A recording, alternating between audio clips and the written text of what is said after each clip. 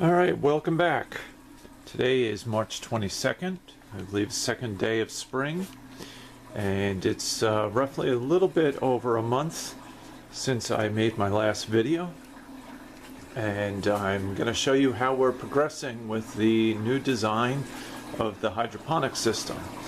If you remember last month, I was planting the seeds for this coming summer's harvest, so let's take a look. These are some of my seedlings that I've got going here. Zoom in a little bit. So they're doing real well. Some of them still have to sprout yet. So I've got that going, and they're doing really, really well. And we'll take a look at a couple of other things here. Over here I've got some lettuce. This is a Raft style hydroponic system. And what I'm doing is I'm starting to put some of my used my used lettuce plants that we've harvested and had in salads, and I just take the plant and I put it back in the tray and let it get new leaves. In the interim, this is a lettuce plant that's been growing in the Raft system, and you can see with the air circulating, air pump going, you've got nice white healthy roots, which is really, really important. This time we'll just say hello to Mocha. I have to say hello to Mocha because Mocha's got to be in the video. Come here, babe. Say hello. Say hello. Come here. Say hello. Look up at me. There you go. Say hello. There you go. Yes, that's my girl. All right. So let's get back to work here. I also have going on here a lot of my flowering plants that I'm starting off. These are petunias that I'm starting off, and actually these are seeds from last year that are still in the pot and they've harvested. So we'll give that a shot, let them take off. Up here on the next level, as you can see, I have this month I have all three levels going, whereas last month I believe I only had one or two levels running, and this month I have all three levels running, and we'll start to get a little bit crazier as the months go by. Up here, this is a lettuce that has been previously harvested, and is actually the whole entire tray is previously harvested lettuce and bok choy that is growing in that tray. I have some more lettuce over here and some other lettuce growing over here. Again, take a look at the roots here. You see that they're nice healthy roots. Very important. Okay, so I'm going to take a look at a few other things. Number one, I want to let you guys know that I'm currently involved in taking a course, a Master Gardener's course, through Michigan University Extension, and taking that course, and as I take the course, what I learn I will do the best that I can to pass along to you. Yes, most of the course is dealing with plants that are planted in the ground, though plants are plants, and it is applicable, the information is also applicable to hydroponics. So let's take a look here. Number one, I have a plant down here, and this plant over here, you'll see that it has some funky leaves.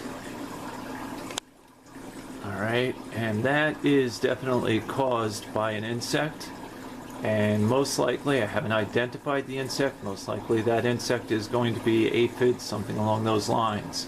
I have found with that particular plant, the best way to deal with it is make sure that it's sprayed on the underneath with water to keep the plant moist, and it seems to do very well with that.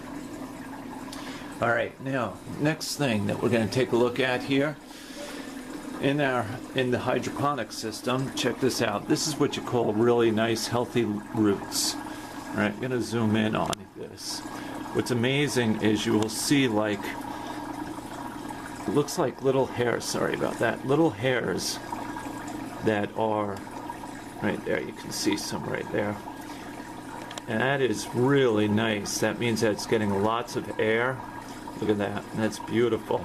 That means getting lots of air, lots of nutrients. It's very happy, it's healthy. Again, this is a lettuce plant. These are my new lettuces that probably within, about 3 or 4 weeks, they'll be ready for harvest for a salad.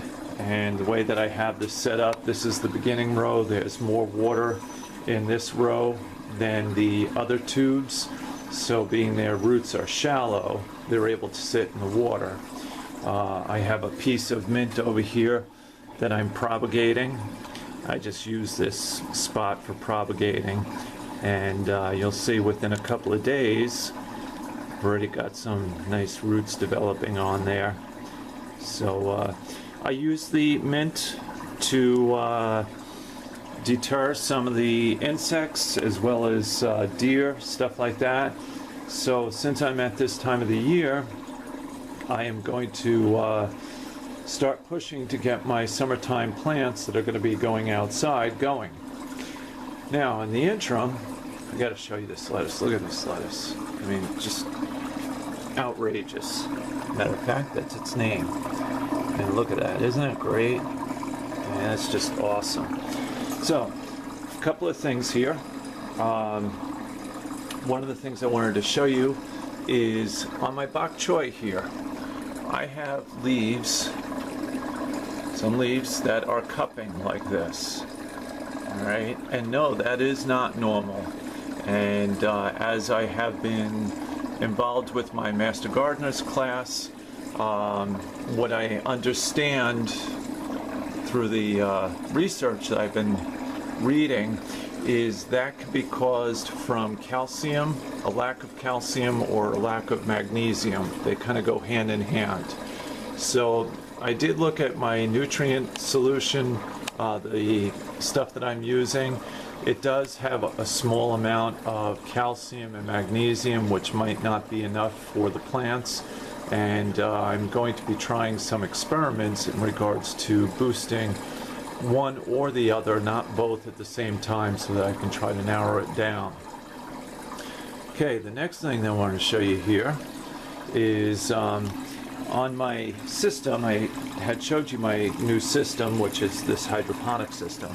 I just wanted to show you, I never really took the time to show you the reservoir. What I've done is the water lines that are coming back, I separated my water lines. I was having a little bit of a problem in determining which one was getting enough water and not enough water, so I separated them to see how much water was coming out of the returns.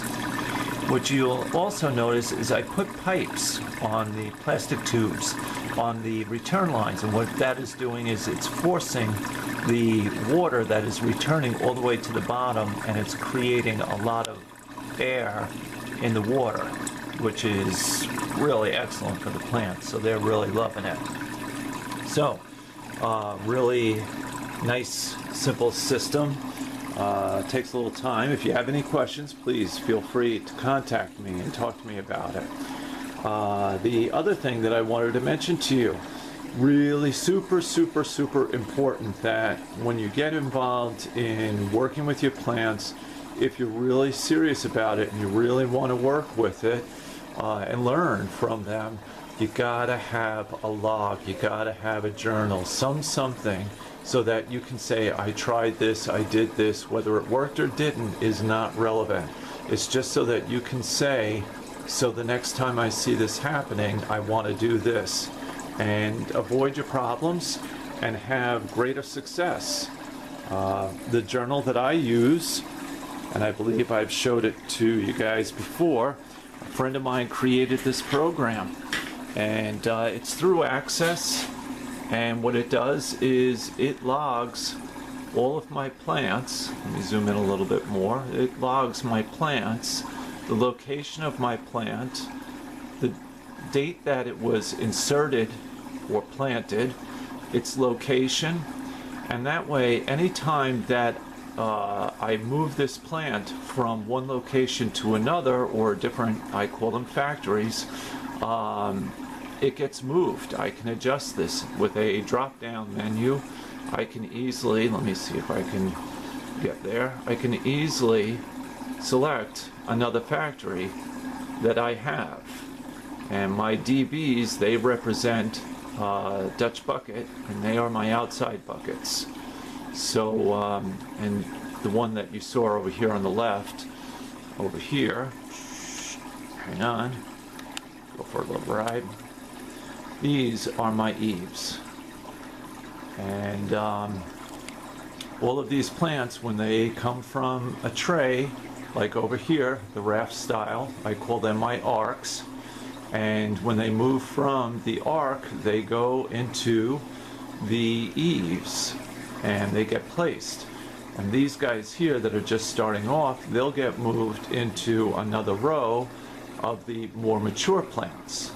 And one of the things to take note, you'll see how well the plants have been growing up there.